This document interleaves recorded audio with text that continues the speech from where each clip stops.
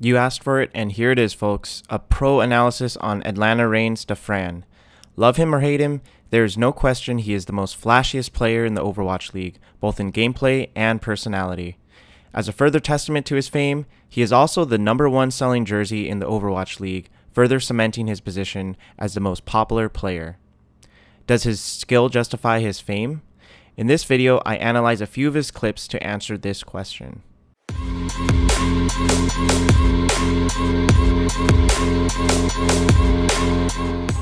Taking a look at his numbers, I noticed a few polarizing stats.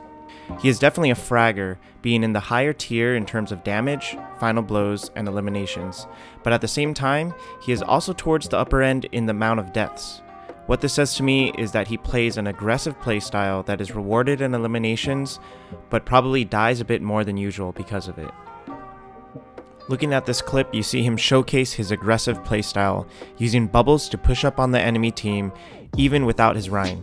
Also notice his amazing tracking ability. It's almost like he's using aim lock with his perfect tracking and aim transitions.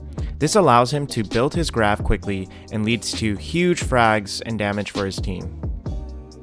That being said, this playstyle comes at a cost. Here's Dafran playing at an off angle to deal damage, but he neglects to play with his Rein. Poor Pokpo over here needs a team bubble or a Zarya personal bubble to bail him out, but instead gets destroyed because Dafran already used his personal bubble aggressively and wasn't playing near his Rein to react in time with the team bubble. Here's another clip of him aggressively playing that off angle, but ends up getting shattered because of his aggressive positioning.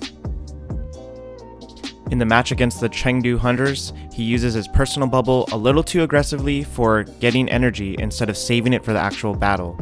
Because of this, he gets punished by a D.Va bomb coming in and blowing him up, since he has no bubble to protect him. Here he uses his personal bubble aggressively at the start of the battle for no reason other than to gain energy, but only gets 18 energy. The enemy recognizes this and pushes in, and he has no way to peel in front of his Rein to absorb some hits with a personal bubble. This allows Chengdu to push in aggressively and leads to a lost team fight. Another thing I noticed is that he often uses his Graviton at questionable moments. Here they are, getting grabbed, and in the chaos, he can't see anything at all, but he decides to chuck out his Graviton and it ends up getting eaten. This is a big deal because every thrown away grav is a team fight that could have been won. Going back to this clip, he gets grav and the enemy D.Va bomb gets thrown out, but he decides to chuck his Graviton anyway, even though none of his team can even capitalize on the grav because of the bomb. In this game against Houston, his Reinhardt and him get graved, and he decides to counter grav behind the wall with knowledge that it will at most get one person. They ended up winning the fight, but that was an unnecessary grav, and it should have been saved for the next battle. This might be more of a team issue, but in the King's Row game, Dafran and his team gets caught multiple times in the Sombra EMP. As a Zarya, you want to play spread out along with your team so that you can throw a team bubble out once your team gets EMP'd. This is easier said than done, and I want to say most of the time he was just barely inside of the EMP range to give him some credit. However, that being said, the last play he finally adapts, and as you can see here, he stays outside of the EMP range and is able to protect his team and get a Graviton in the process. It was a great play, and he was able to win this team fight for his team. So let's go over a few takeaways after watching these clips. You want to recognize when to play aggressively with your team. I felt like Dafran played a little too aggressively at times with both his positioning and his bubbles. Secondly, don't panic grav. I'll admit, I don't really know if they were panic grabs by Dafran, but in my opinion, these were not strategical grabs, and I felt like Dafran just kind of threw them out on instinct without thinking them through.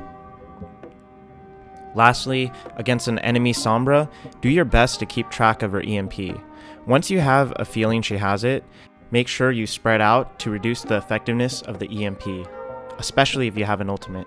Before I end this video, I want to finish this off with a little clip of Dafran that portrays his personality in a nutshell. I got Dafran here on the floor. Everybody has been chanting his name. We saw him pop off on Torb early, which is a great way to start off the season. You guys went 4-0, which is an even better way to start off the season. This is your first time on the Overwatch League stage, so this is a huge moment. Do you have anything you want to say to your fans? With the help of Twitch Prime, I immediately managed to pop off. Well, that's all we have here, so back to you guys.